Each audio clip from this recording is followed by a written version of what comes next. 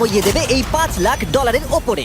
আর যে টাকাগুলো নষ্ট হবে না সেটা আমি ব্লেককে দিয়ে দেবো। কিন্তু তুমি খুবই লাকি যে আমি তোমাকে আমার ক্রেডিট কার্ডটা দিচ্ছি, আর তুমি যত খুশি টাকা খরচা করতে পারো এই টাকাগুলোকে বাঁচাতে, এই মিসাইলগুলোর হাত থেকে যেগুলো ফায়ার করা হবে। তার মানে আমার যা ইচ্ছে আমি তাই করতে পারবো? হ্যাঁ, তোমার যা ইচ্ছে, কিন্তু তোমার হাতে 24 ঘন্টা সময় আছে, তারপরে আমরা মিসাইলগুলো ছুড়বো। ও আমার মেটাল চাই, চলো তাড়াতাড়ি। ঠিক আছে, চলো সবাই। আরে এ তো দৌড়চ্ছে। তাহলে এই অফারটা শুরু হচ্ছে একটা স্পিড ব্লেক। প্রথম 3 ঘন্টা ধরে মেটাল খোঁজার পরে তার টাকাগুলোকে বাঁচাতে কিছুই খুঁজে পেল না। আচ্ছা, মনে হচ্ছে ও মেটাল খুঁজে পেয়েছে। ও এর মধ্যেই টোটাল খরচ করলো $30,000। আমার এটাও চাই, ওটাও চাই, সব কটা ট্রাক চাই। বেসিক্যালি তোমার এখানকার সব গাড়ি চাই। হ্যাঁ, তোমরা আমাকে কোনো শিপিং কন্টেনার দিতে পারবে? চলো পেছনের দিকে যাই। হ্যাঁ চলো, এটা তো দারুণ। টাকার উপরে এগুলো রেখে দিলে বেশ ভালো কাজ করবে। আর যেহেতু পুরো স্টোরটা কিনে নেওয়া যথেষ্ট ছিল না, ব্লেক একই জিনিস করলো আরো দুটো ইন্ডাস্ট্রিয়াল স্টোরে গিয়ে $15,000। আর যখন মেটেরিয়াল গুলো ডেলিভার হওয়ার জন্য অপেক্ষা করছিলাম, আমরা টাকার কাছে পৌঁছলাম। আর ব্লেক আমাদের অফিসিয়াল প্ল্যান বললো। 1 ঘন্টা তুমি স্ট্র্যাটেজি করতে কাটিয়ে দিয়েছিলে। তাহলে তুমি কি ভাবলে ট্যাঙ্কগুলোর হাত থেকে কিভাবে টাকাগুলোকে বাঁচাবে? প্রথম স্টেপ হলো আমি একটা কন্টেনারকে টাকাগুলোর উপরে রাখবো।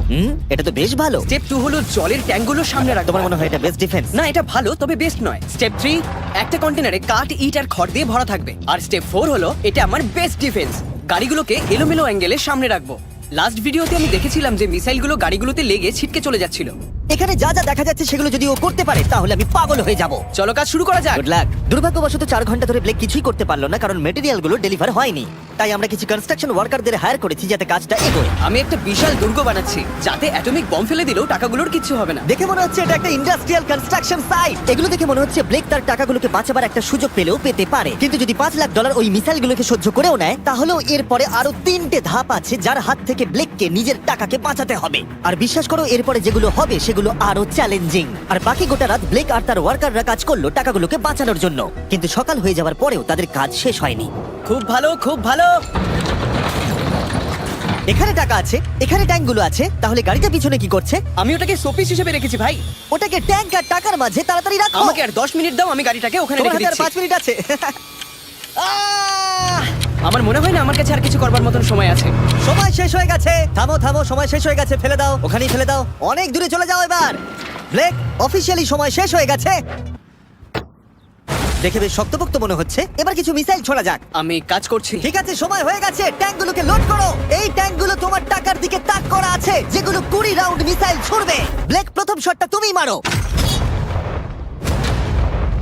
এখানে কি ধুলো?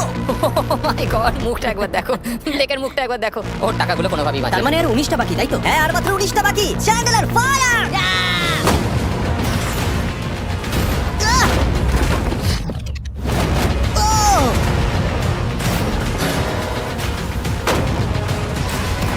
এটা করতে খুবই মজা হচ্ছে।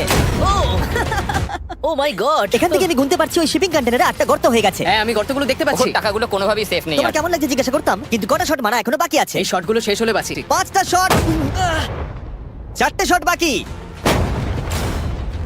3টে শট বাকি, কত টাকা তুমি ওখান থেকে পেতে পারো? মোটামুটি হাফ। 2টো বাকি। ঠিক আছে। আর অবশ্যই ব্লেক, লাস্ট শটটা তুমিই মারবে। হ্যাঁ ঠিক আছে। তারপরে আমরা দেখবো টাকাগুলো ঠিক আছে কিনা। চলো। আরে ও দৌড়চ্ছে, ও তো খুবই ফাস্ট। টাকাগুলো ঠিক আছে? দাঁড়াও, এগুলো তো ঠিক আছে। ইয়েস! ব্লেক, দেখে মনে হচ্ছে তোমার টাকাগুলো সার্ভাইভ করে টাকাগুলোর ফেলেছে। কিচ্ছু হয়নি। আমি জানি তুমি